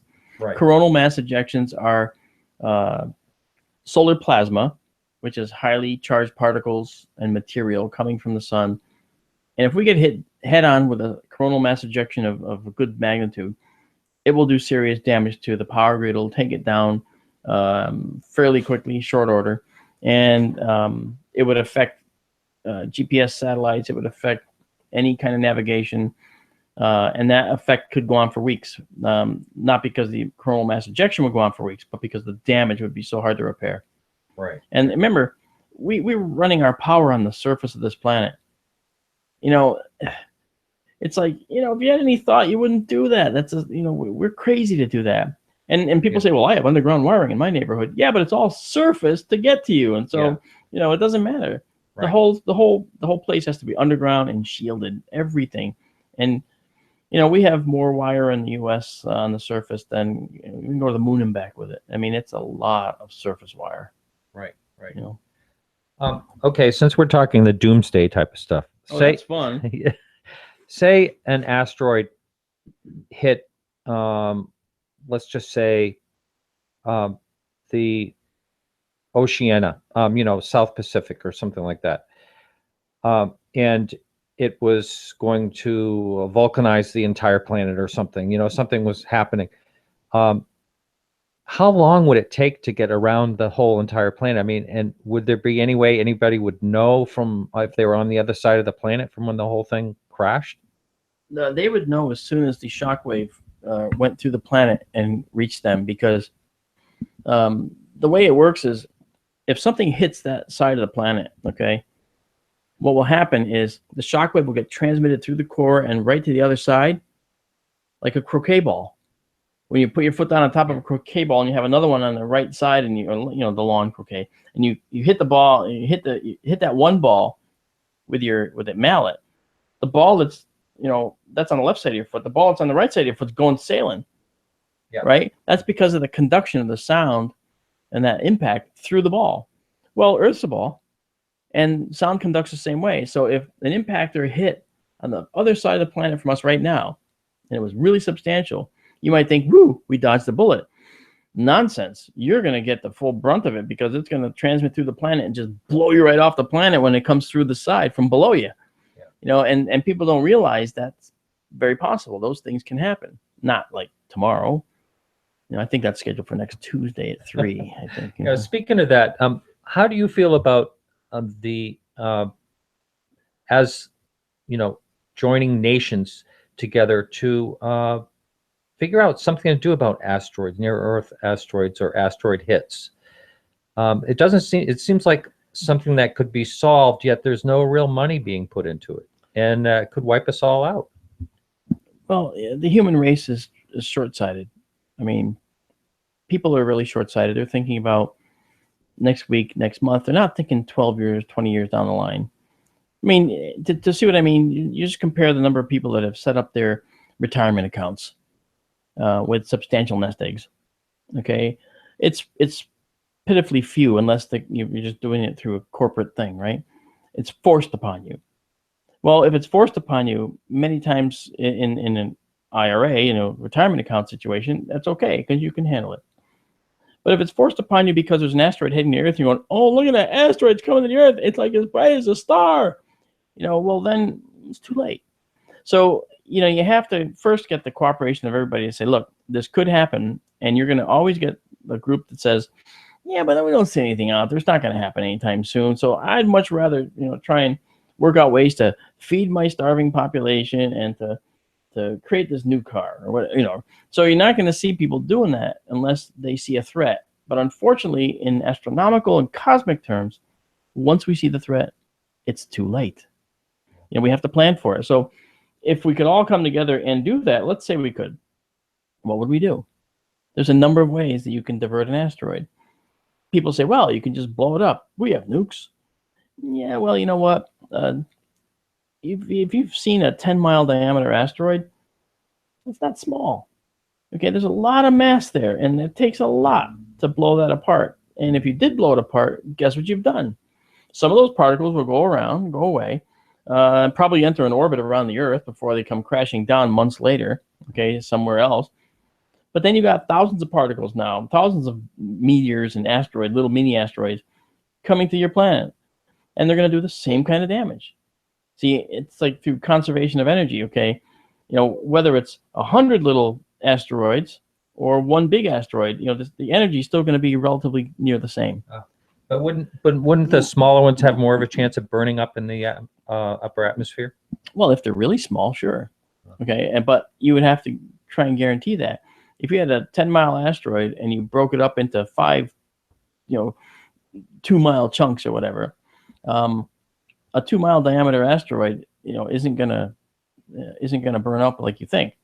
A 10-mile diameter asteroid would burn up partially as well, but it's still going to explode once it gets into the stratosphere. You know, it's still going to explode, and that energy release is like Tunguska. Tunguska, it was probably either a small comet or a small asteroid, and there was no remnants ever found of it, but it happened so long ago that, you know, maybe there is a remnant that hasn't been ever found. But that explosion released so much energy that people 40 miles from where that entered the atmosphere, 40 miles away, had their clothes catch on fire. Wow. You know, I mean, that's a lot of thermal energy. Never mind, you know, no radiation from that, but just thermal energy. And of course, that brings up the conspiracy theorists who say, oh, it was a nuke. I was like, yeah, no, aliens weren't exploding nukes. It was a comet or an asteroid. Yeah. That does that very well. I know we're bouncing around a lot here and we're off the alien track, but what about these people that are claiming, you talk about nukes, that are claiming that there was some type of a nuclear explosion on Mars? What do you have to say about that one? I just have to say that I don't buy it. Okay, and the reason I don't buy it is because I look at Mars. I've studied Mars rather extensively, actually, because, you know, when you're doing planetary science, you have to consider what other planets are doing and how their own evolution is occurring, you know, of their of their morphology and their changes in their rock structure and so forth. And Mars doesn't have anything to indicate to me that a nuclear weapon was ever detonated there. It seems that what people don't understand is that a meteor of sufficient size will act exactly like a nuclear weapon in its effect and its reach. Wow. Yeah. So that was one of the things I was wondering about. Now, Bobby wanted to know if you ever viewed the SpaceX explosion video, and if so, what were your thoughts on that? I did, actually. I analyzed that really thoroughly. In fact, it was sent to me. The high-res one was sent to me, and I reviewed it frame by frame. Good question, Bobby. And what I found was that the object that seemed to fly through when the rocket blew up, right, was actually in the extreme foreground. The rocket was like 2 or 3 miles away. I don't remember the exact number, but I calculated the actual distance of the rocket based on the sound. All right, from the sound, I could calculate the exact distance of the rocket from the camera. And that black dot that seemed to come through, and it seemed to cross right in front of the rocket when it blew up, didn't actually. Actually, the rocket blew up before it actually got there. And because it was only 60 frames per second video, 60th of a second later, that thing was, a good distance away, further, to the left as it moved across the frame. The reason for that is because it was moving fast. And the reason it was moving fast was because it was in the foreground. And it was something like a bug flying through the field. At first, I thought that. Then when I looked at it again, I realized it was actually just a bird flying very, very close to the camera, closer to the camera than the other insects you could see and the other seagulls that did appear on that frame. Why no one said, my gosh, there's gigantic seagulls attacking this rocket launch? Because the seagulls would have had to have been 30 feet across if they were at the same distance as the rocket when it blew up. So there was a huge compression of distance between the camera and the launch pad. Everything between you and the launch pad is going to show up. All right, and that's how that works with a telephoto, and that's part of the problem. People don't understand how cameras work, and so that compression of distance is in effect.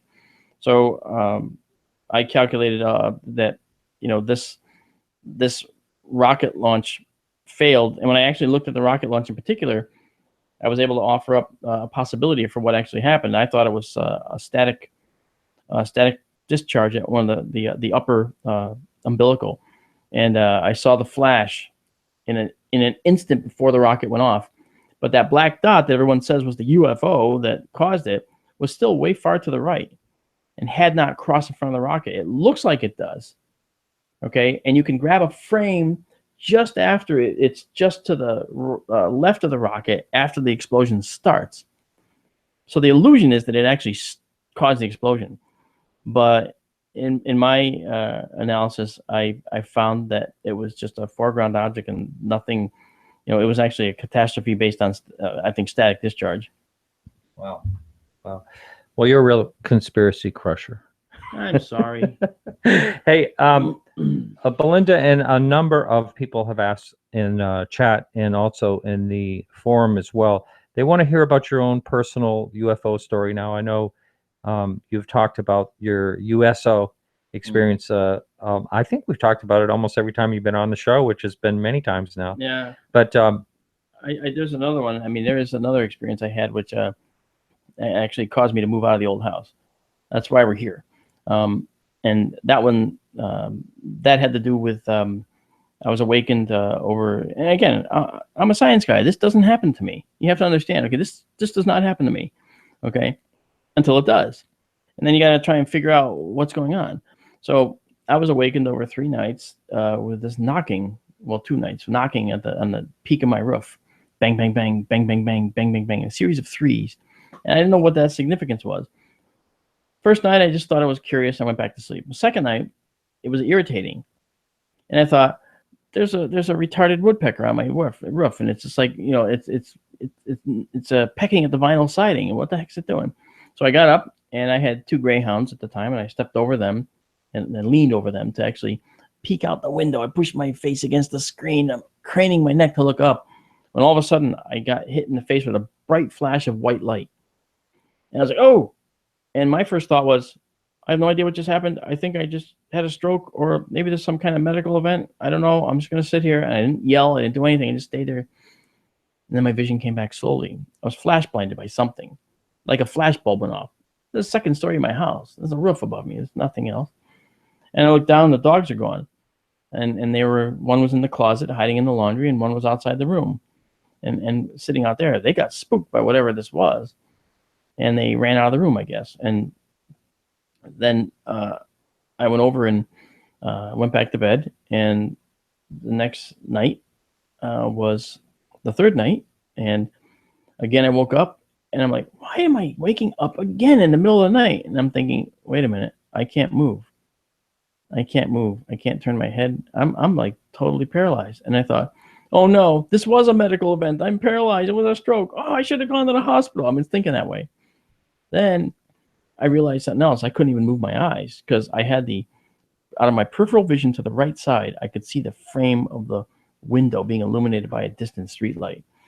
And I went to look at it, and I realized I couldn't even move my eyes to look at it. And that's when I became terrified, because I thought it was a medical event. Then I saw something walking to me, and I thought, what is that? Who is that? And it had an outstretched hand, and it had like what looked like a magician's magic wand, I call it, because I've done magic shows since I was 12. And I saw this magic wandy thing, but it was translucent and glowing white, soft glow. And it passed in front of my nose back and forth, and I couldn't look at it because it was right out of my vision. It was in my vision, but in my peripheral vision, I couldn't move my eyes down to look at it. So I was like frozen, looking forward, and just couldn't move. And I'm trying to fight it. What is this? What's going on? And then bam, it was morning, and I couldn't breathe. And I was on my belly in the bed, and I couldn't breathe because I pushed myself off the pillow. And I noticed that the pillow was literally saturated in blood.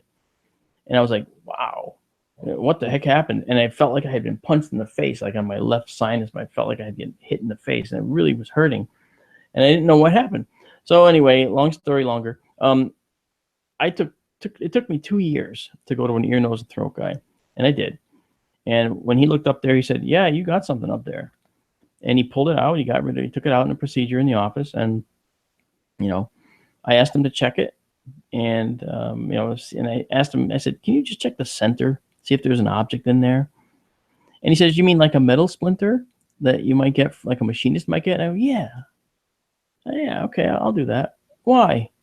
And I made the mistake of telling him the story I just told all of you. And he said, "Oh," he goes, "I'm sure it isn't aliens." Okay. He says, "Call me in a week. I'll give you the result of the pathology." Okay, thanks, doctor. I leave Hartford Hospital. I come home. A week later, I call him. I call the secretary, and the secretary says, I get the woman, and I say, "Yeah, this is Marc D'Antonio. I'm calling because," and she says, "Oh, yeah, hold on. The doctor wants to talk to you." Oh, no, it's bad news. I knew it. Oh, no. And he gets on the phone. He says, "I just want to let you know, it's nothing to worry about. I'm sure it was benign." And I go, "Well, oh, you don't have the report yet?" He goes, "Actually, this has never happened in our office, but the pathology people lost it." I went, "They lost it?" Oh. So I never found out what it was. I never got it. And of course, you in the audience, you can think what I did, and that is that I shouldn't have told him that darn alien story, because if I hadn't, he probably wouldn't have called the people that he probably called, and they probably wouldn't have come to pick it up just in case I was telling the truth for something. I mean, I'm telling you just what happened, but it was so terrifying that I couldn't sleep in that house anymore. And shortly thereafter, we put the house on the market, and I moved into this house. So that's that story. I mean, wow. Now, you've never had any more experiences after that? Just that? Well, I haven't, but my oldest son did, and not in the house, but here in Connecticut, he was with a girl he was with, and he had a weird experience. My youngest son had another experience, which was really frightening here in this house. He started sleeping in my bed for months at a time. And I was like, "What are you doing? You can't sleep here. You can't sleep here. You got to get out of our bed." And I said, "Sleep in your room." He goes, "I don't want to. I'm afraid." And okay, maybe it's night terrors. He was 9 or whatever. So I finally pressed him and I said, "What's wrong with you? What's the matter? Why don't you want to sleep in your own bed? Look, it's so nice. It's got that memory foam topper on it. It's wonderful. I can take a nap on it." He goes, "I don't want to sleep in that bed." And I finally pushed hard enough, and he started to cry. And I, of course, felt like an idiot, making my son cry. And I said, "What's the matter?" And he says, "I'm afraid the aliens are going to take me out through the window again, or come through the window and take me again," he said. I mean, what? How old was he? 9, I think. Hmm. He was like 9. He said, I'm afraid the aliens are going to come through my window and take me again. Wow. Yeah, and that, I mean, you have to understand that at that time, I wasn't doing MUFONs. I wasn't their chief photo and video analyst. I was interested in extraterrestrial life, but I wasn't fixated on UFOs in that regard. I didn't have books on them. I still don't, actually. I don't keep any of that stuff out. I don't want to be, tainted by other people's concepts. Okay, I have to formulate my own as someone who does this analysis, but it's really kind of strange. So that was here, and Wow. That is really bizarre. it is bizarre. Yeah. Okay. Now there's a really long question here. You'll have to bear with us here. It came in on the forum, and that is, we think of beings capable of getting here as necessarily smarter than us, but could some ETs be more knowledgeable without necessarily being smarter, more intelligent? We've probably all known families with younger siblings, blah, blah, blah. It's a real long question, but that's kind of the gist of it. Do you think that if beings were actually able to come here and visit, that they would actually have to be more intelligent all the way around? I guess that's kind of the question. Well, certainly they have to be more technically apt. They have to be more technically capable, because you have to use much higher technology to ply the distance between the stars. You need to be able to harness huge amounts of energy, and to harness huge amounts of energy, you have to have a technology that can do it. And so I think they have to have a higher tech level for sure. Do they have to be more intelligent? I think that one necessarily begets the other. I think you have to be intelligent to be able to develop these technologies. Now, that said, I will now call myself a liar. It's possible that a civilization out there developed technology, then evolved away from intellect, but the technology remained, and they just began using it in a dumb manner. That's possible, and then that technology could have brought them here. I also think that the gray aliens, in particular, when people have said they actually, for those that say they experienced a gray abduction, being abducted, they've said that the gray aliens seem so indifferent. Just indifferent. They're like little machines. And I basically have said, and so have many others, I think they're biological robots. I think that they have a certain programmed mission, and that's what they do. Whether that mission is to go interstellar, find us, and do these experiments here, which would make them not necessarily as intelligent as us if they're robotic or biorobots, but it would make them have the ability to utilize a higher technology without necessarily having to understand it. So that's a possibility. So I don't necessarily believe that a visiting species has to be more intelligent than us, but I do think that the origination of that technology has to come from a far higher intelligence than we have. Yeah, it kind of makes sense. Now, this is a UFOTOG question. Okay. Ray Stanford has collected UFO evidence using a variety of instruments, such as a recording gravimeter, a recording magnetometer, I'm not even saying that right, spectrograph, camera, etc., audio recorder, all that, and other cameras. Yet somehow this evidence still seems largely ignored by the scientific community. Do you fear that UFOTOG evidence might have a similarly be ignored? It is. I mean, we've actually, Doug Trumbull, with whom I'm doing this, has talked to some very important people, and they've, when they hear the word UFO, they start to snicker, and they're not sure they want to get involved.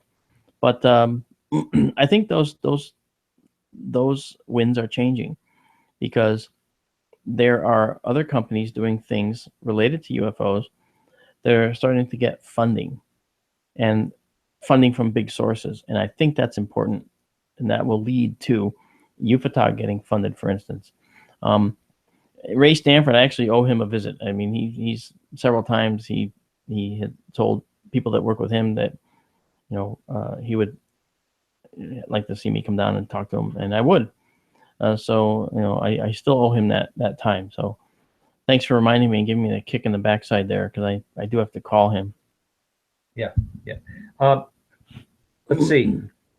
Tom wanted to know if you are planning on being at the at the MUFON symposium this year. I'm not sure I'm going to make it this year because I think I have a conflict. I will be in Roswell at the Roswell Festival, they call it. I think that's June 29th to July 1st. And then I'll be at the Devil's Tower 40th anniversary of Close Encounters of the Third Kind. That's right, in September, right? Yeah, September 14 through 16, I think. Yeah. So I have to do talks at both of those venues. And then just a few weeks from now, on the 20th of May, I'll be in Pine Bush, New York, doing a really nice little festival up there. First time I've done that. And I spoke at an expo down in New York City like a month ago or so. That was a nightmare because it's New York, whatever. It's like, oh, God, hustle and bustle is too much for me. Yeah. Give me my mountain. Yeah. I just went through there today. This is another kind of a long question. It's kind of an interesting one, though. If you are able to artificially recreate an image that is being touted as an image of a UFO, it shows that the touted image on its own merit cannot be taken as a conclusive proof as something anomalous. But does that lead us to the conclusion that no photographic image can ever be taken on its own as conclusive proof? That's actually a very good question. And I'm not sure about the person who wrote that. I don't know who did, but it's probably someone who knows my style. I try to recreate sightings. I try to recreate what people see using known objects that could be mistaken, not because I'm trying to debunk, but because I'm trying to remove the variables. And I would very much like to be proven wrong. I want to be shown that I'm not correct. I want to be proven wrong. I want to not find a solution. But it's possible that when I recreate something, all that does is it shows how it could have happened. It doesn't mean that what they saw didn't actually occur the way they saw it and the way they feel it did. It just means that we have to take it with a grain of salt. It doesn't mean that all photo or video proof is just thrown out. It doesn't mean that at all. Because what if, you have to look at other things. You have to consider the person that actually took the photo. You look in their background. Are they capable of doing the advanced engineering that I might do to recreate the photo? I might be able to recreate it, but what if I'm using this advanced concept to do it and they're not?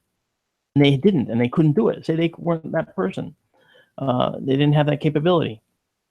Well, then it becomes less likely that they faked it, right? Because the issue at hand is that most people don't have access to the same type of tools that I might have access to.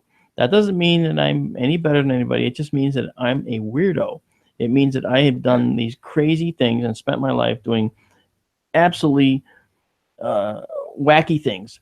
And, I've amassed a knowledge base of how certain things act under certain conditions. And, in other words, like, I'll be great at Trivial Pursuit if we ever talk about the weird engineering things, but I won't be good at it if we're talking about, history or something. Well, no, history maybe, but, some topics I'm not going to be good at all. But I think that it matters what comes down to is how much effort did it take me to recreate it, or would it take someone to recreate it? And that is something that you put up against the actual sighting and the conditions of the sighting and the person who took the pictures or images. So, you compare the two and say, this person would have had to have done all this to get this result. And that becomes something you say, well, that doesn't seem very likely. I might have been able to recreate it, but it doesn't seem very likely that they would. Right.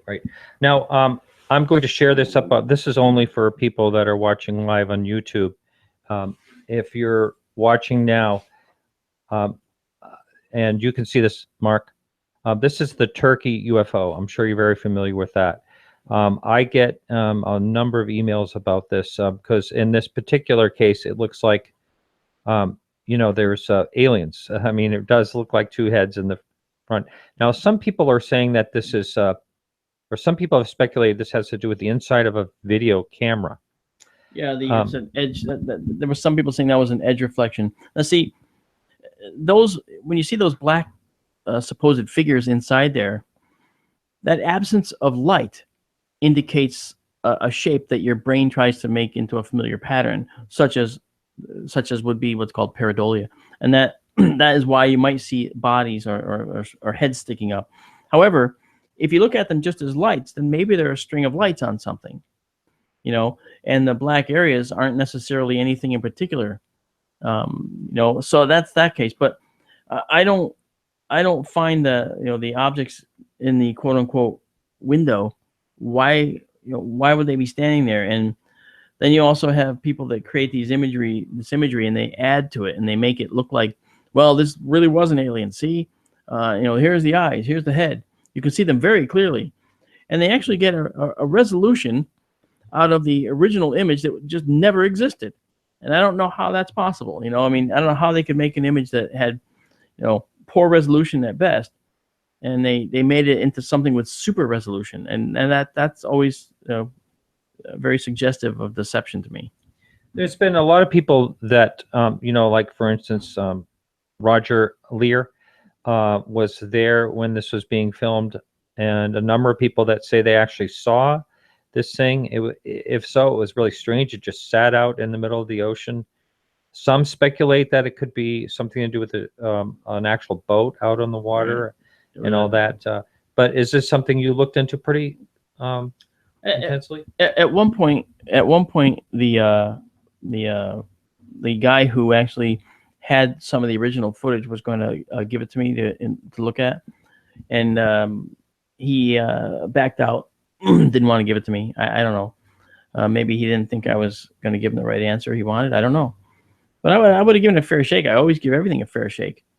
I know I've seen a lot of things. I know I come across sometimes as a debunker, but I'm more of an explainer. And remember, my goal is to not be able to explain something. I want to crow from the rooftops. I can't explain this. This is great. You have to understand, I don't have an ego to bruise. I'm not trying to be a debunker. I just want to be able to explain it if I can, because I'd be doing a disservice to anyone that follows me if I, said, oh, I think that's a UFO, when of course I had reservations about whether it really was, and I don't want to do a disservice to people. Yeah. Do you find that because of this way that you're doing this, that do you get attacked by people when they don't listen to you? Yeah, I actually had a guy try to throw a punch at me in Las Vegas. Yeah, I was he since passed away actually, but I did not kill him. Nobody can prove it, but I did not. I'm kidding. Yeah, I had talked about footage that was shot from the space shuttle that I considered to be clearly, to me, as someone who's extremely familiar with many different kinds of cameras, very familiar with on-orbit activities, what they do up there, how things act in space, how the thruster systems on the shuttle work, and how particles work around the shuttle. And when I saw this imagery where it purported to be UFOs swarming an object at distance, I said, no, that's actually just a camera artifact, and I can prove it. And actually, as part of a National Geographic show, they brought me out to Dallas, and in the studio, I built a shuttle window. I built these particles outside the window, and I built this thing in the distance, and I actually recreated the event. And I had the cameraman for the Discovery Channel, I had him focus on the particles and then go focus on it was the tether incident, this tether in the distance. And I said, now watch the particles. They're going to seem to move right behind the tether because they're out of focus. And the tether is as bright as it can be. anything passing in front of it would look like it's going behind it. And I demonstrated that very clearly. And I said, so you have to understand, this is the situation that there was up and out, at the shuttle. So why is it that, we say that, or people say that these are obviously 2-mile UFOs, 2-mile diameter UFOs? They weren't. They were out of focus particles, but they're blinking regularly. Yes, they're spinning, but they're out of focus. And in a telescope like that, I can prove it with my observatory right here. A spinning object in that observatory telescope, which is the same kind as on the shuttle, except the shuttle ones are much smaller. All right, and they're called catadioptric. They have a small little secondary mirror up in the end, and it's like a glass plate in the front, and the light goes down, hits the main mirror, comes up, hits the little tiny mirror in the center of the end, and goes back down through a hole in the mirror. They also call them folded optical path telescopes. Those kinds of telescopes, or telephotos even, are used because they give you a big punch, for the buck. They give you good focal length, a good way to get a nice, sharp, distant shot when you can't carry a very long telescopic telephoto into space. So I recreated it and showed all the effects, how that happens. And, I just let it lie at that. That's how it was. All right. I think we're going to end this show with something kind of fun that Amanda wanted to know in the chat room about stepping on an invisible dog. Now, I don't think I've heard about this. Yeah, that was okay. Thanks, Amanda. You're going to hear it from me. Okay. This has to do with potential parallel universes and medical science. Some years ago, about 30 years ago, I had to have brain surgery and to fix something that was going to otherwise kill me. And it was successful. I survived. Otherwise, you wouldn't hear me. And in the later years, like in the last 3 years, 4 years, I started to hear people talking that weren't there, and I started to see people walking by that weren't there. At least they were semi-transparent. So I figured that it was the injury in my brain, what they did, the maturity of that injury. But it turns out that, I was working on a prop for a movie I was working on in my shop, and I saw this little dog walk in, and it was semi-transparent, and it wasn't going away. I wasn't seeing it out of the corner of my eye. It was right in front of me. So I went over and I stepped on it. And when I did that, it took off, and it left my shop like in a hurry. But the problem was, it took my foot with it, and it yanked my leg right out from under me, like I was being yanked by a freaking cannon. And I landed on the back of my head on the floor. Both feet went right up in the air, whoop, and I went down right on my back, on the back of my head. The wind got knocked out of me, and I hit my shoulder on the table going down, which is why to this day I have a frozen shoulder problem that I've been nursing to get rid of. And so, to me, that's a long story, I know. To me, that was, in a sense, people say, oh, it was a ghost, it was this. No, I think it was actually what I call a bleed through from a parallel universe. And now you're probably scratching your head going, what are you talking about, parallel universes? Well, the Big Bang, when it took off, when it blew up, there wasn't enough mass to cause what we see. So with that said, the Big Bang might have spawned multiple universes. That's been a thought on people's minds. Research papers that appeared in the Astrophysical Journal actually confirmed that now. So now parallel universes, or the multiverse, are a potential reality. And what I experienced could very well have been what a term I've coined as a parallel universe intersect. Ooh, ah, that's cool. Hey, Mark, thanks so much. Martin, it was great. Yeah, thank you. All right, everyone. Thanks so much for listening. And next week, we have Mary Rodwell from Australia. She's going to be on our show. And thanks so much for joining in. And Kay, I also want to thank you for monitoring the chat. And everyone, thanks so much for tuning in. And we'll be back next week. Remember to keep your eyes to the sky.